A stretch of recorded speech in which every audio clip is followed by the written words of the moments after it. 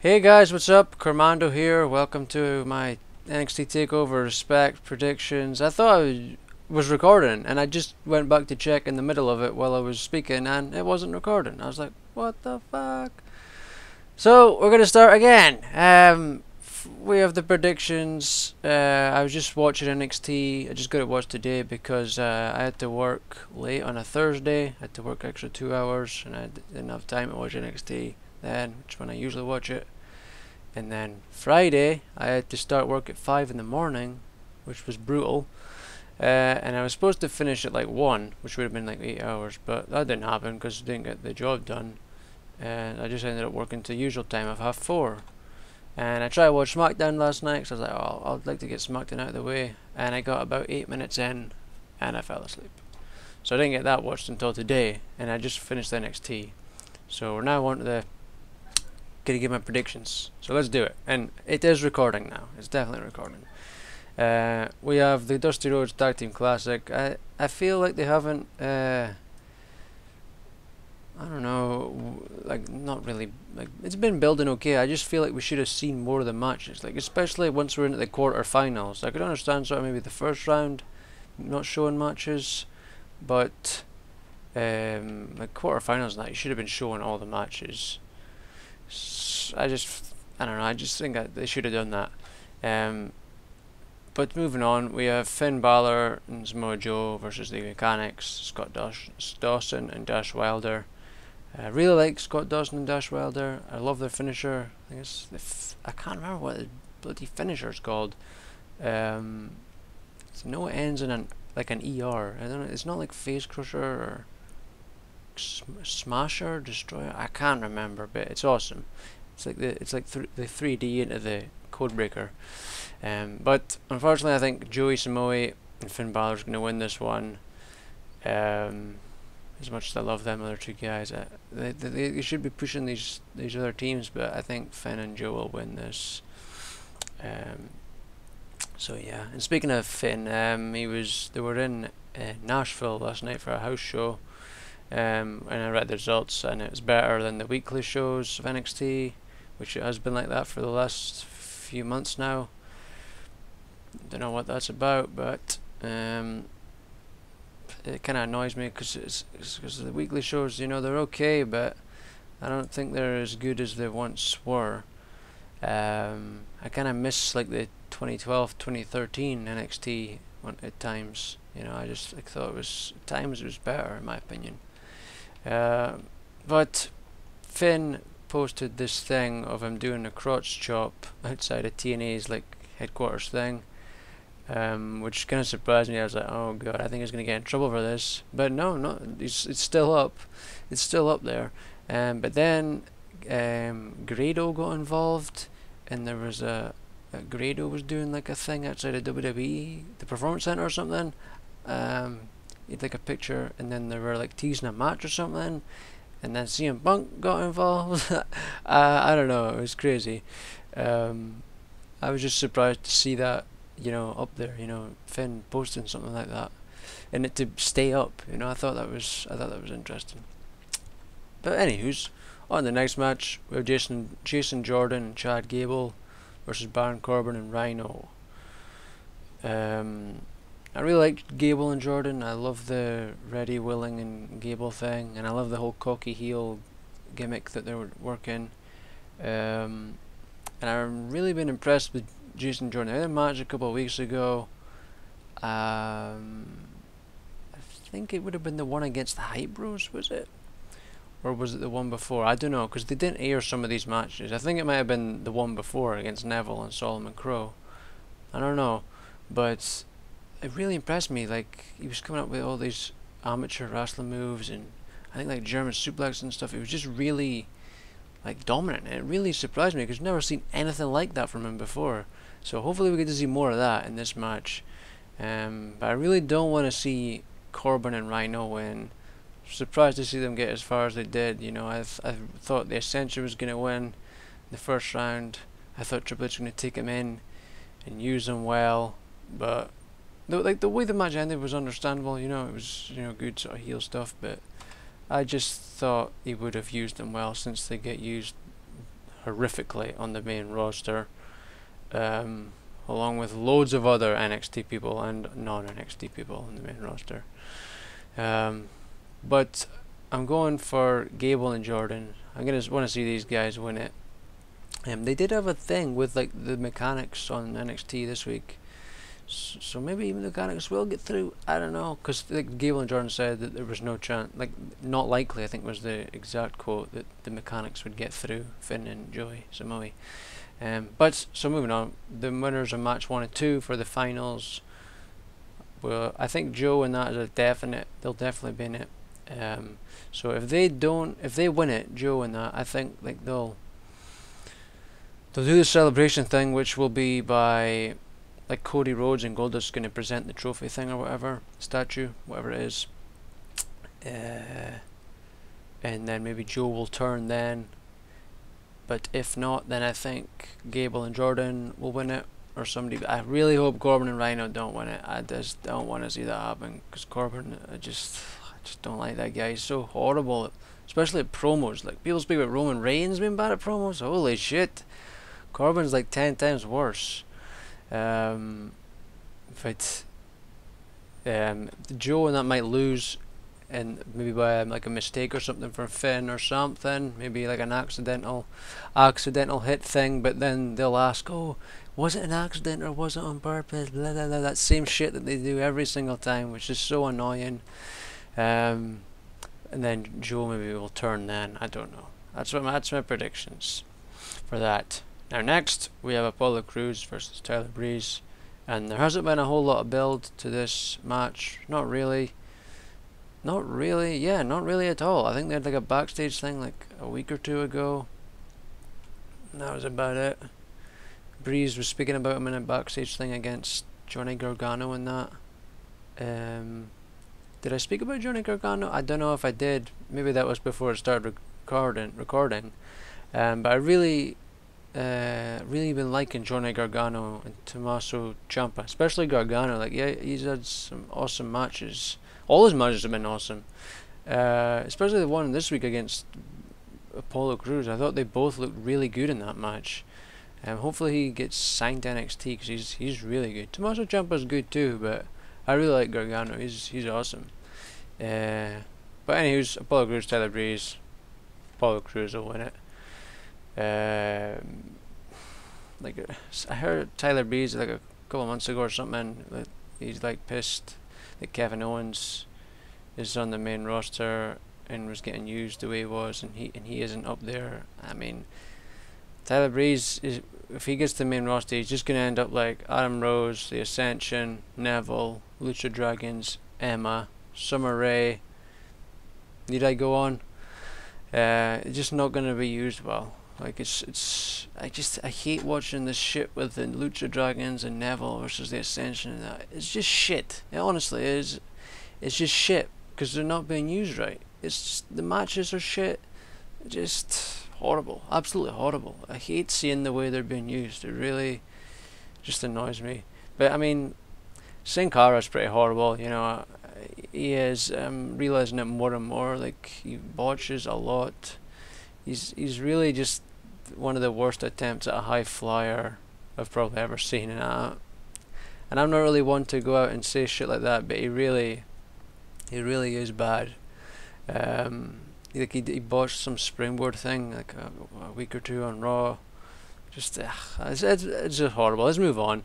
Next we have Asuka versus Dana Brooke. I thought it was going to be pronounced, when I first seen it I thought it was Asuka, but it's pronounced Asuka, who is Kana from Japan, against Dana Brooke.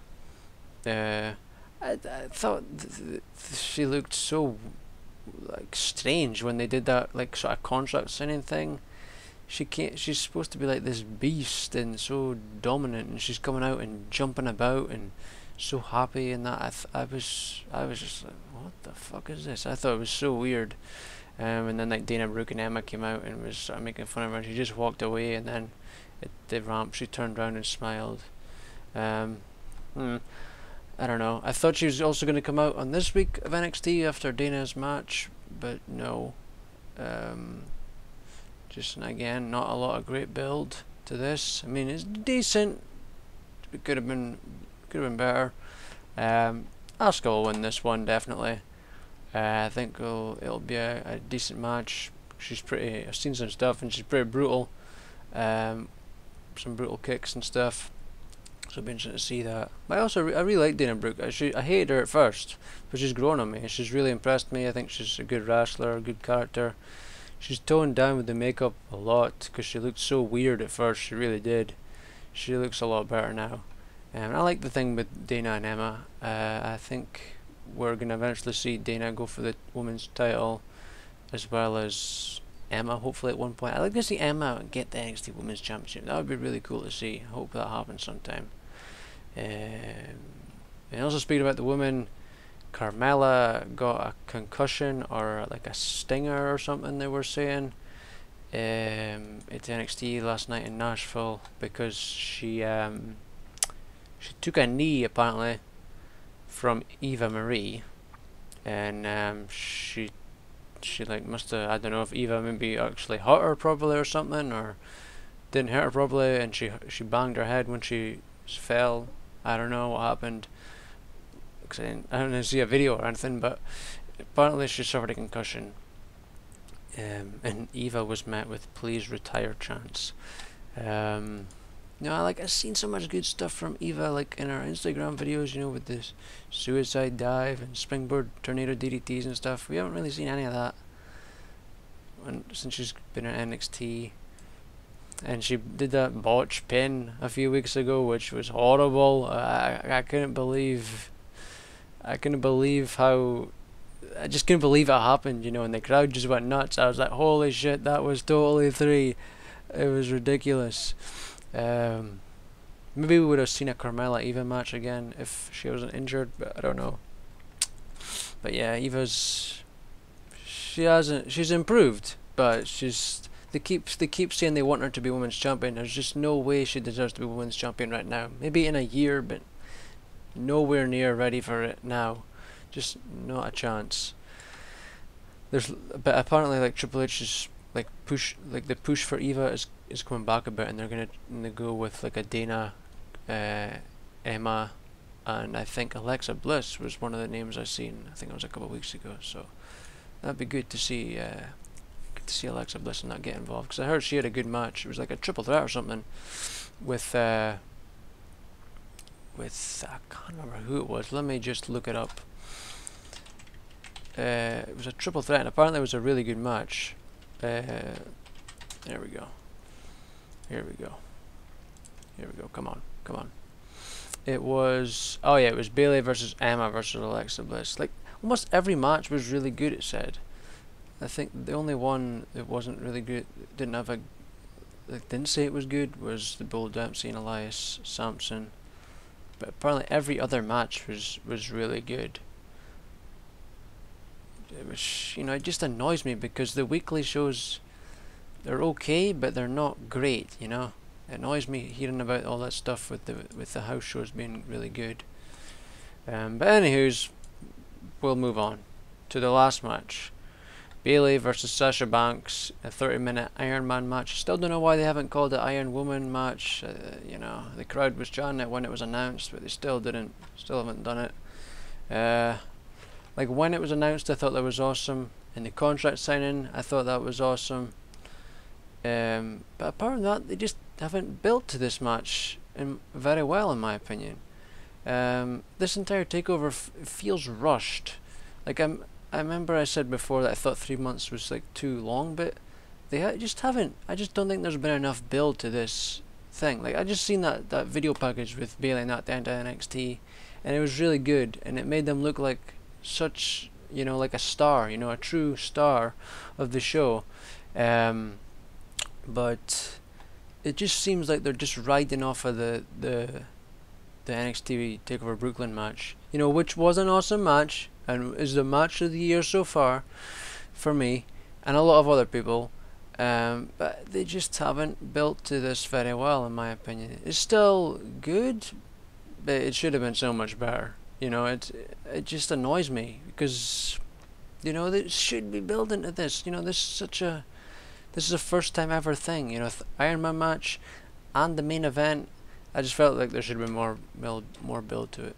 Still, the video package was awesome. You know, I had goosebumps watching it. I thought it was really cool the way it was done, but I just think there should have been more build to, especially this match. But overall, the entire show, there should have been more build to it. Maybe 2 months just isn't enough. I don't know, or they just haven't done it well, because they had so much taped beforehand, which is stupid. I don't understand taping weeks after, before you've actually aired a takeover thing or a pay-per-view. TNA does it all the time, and I think it's fucking stupid. Why would you tape the next month of TV before a live thing actually happens? Makes no sense to me at all.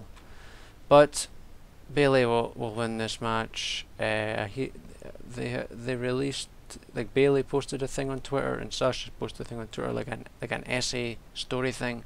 They were writing about how they wanted to be like women's champion and that. This was back when they were like 12, 11 years old. It's really cool to see that they're actually fans of this and they're not just been, you know, not just been hired for their good looks or whatever, like some people on the main roster. It's just good to see that they're actually fans, you know. I think that's really cool. Cool to see stuff like that. And Bayley's been saying that she's been watching, like, I think Sasha too, they've been watching like old Iron Man matches, and Bayley, for like her ring gear, says she's gonna have something special again, because like the last time she had stuff for like Dusty Rhodes, and like the streamer things is Macho Man, that's why she does that. But I think she's gonna have something to do with like a Bret Hart, Shawn Michaels. Maybe expect her to have like hearts or something on her trunks or something, like the Heartbreak Kid hearts, or maybe the Bret Hart or something. I don't know. It'll be interesting to see what happens. I think it'll be a good match. It's gonna be hard to top that last one because it was really good, but we'll see what happens. And I won't be watching it live. Just if it had been a Saturday, I would have, but I can't stay up on a Wednesday. You know, it just wrecked me for the rest of the week. Same with this. Well, I'm not staying up for this MSG thing tonight either. I'm just gonna watch it tomorrow. It's not important, so I'll just watch it then. I don't think I'm gonna get a chance to do any video games or that this weekend, just because I've got so much wrestling to watch, and other stuff as well. Like I watch EastEnders. I've got 2 hours of it to watch all this week. I haven't gotten a chance to watch any of it. There was a time when I would get like all of them watched, and you only have like one to watch on a Saturday, but that hasn't happened for ages now. Like last week I had to watch all of them. The week before I think it was like 3. Just not getting the time to get them watched. At least Total Divas is done and Tough Enough's done, so I have more of a chance to get stuff watched on a Wednesday. But this fucking Wednesday I'll have WWE 24, the NXT thing. I want to see that, and there's also an NXT preview show, so I'll have that to watch. So just when I thought, oh, next week I'll get caught up, and then I see this announced, and I'm like, for fuck's sake. So I got more shit to watch. But anyways, that's my little rant over. Tell me your thoughts on NXT TakeOver, if you agree with me that there not being that much build, and tell me your predictions and what have you. It's also been extended to 2.5 hours, which is pretty cool. Maybe they will announce another match for the show, maybe near the time, or just be a surprise match. They've been teasing that Nia Jax debut, I think, ever since Brooklyn. They've been teasing it. Maybe that'll happen now. Who knows? And there's always new people being signed to NXT, so you never know. You never know what will happen. I would like to see. I still feel they need another title. I think they need some sort of, maybe call it like the international title or just something. You need something for these guys to be fighting for, like Apollo Crews, Tyler Breeze, Solomon Crow. That's a guy that he just isn't being used well at all. Like ever since he's came, he's just not been used well. I've heard of him having great matches on the house shows, but he's just not been used well in the weekly shows. I feel like NXT could easily be extended, even a half hour, and they could get more people involved in the show and maybe build like build their feuds a bit better.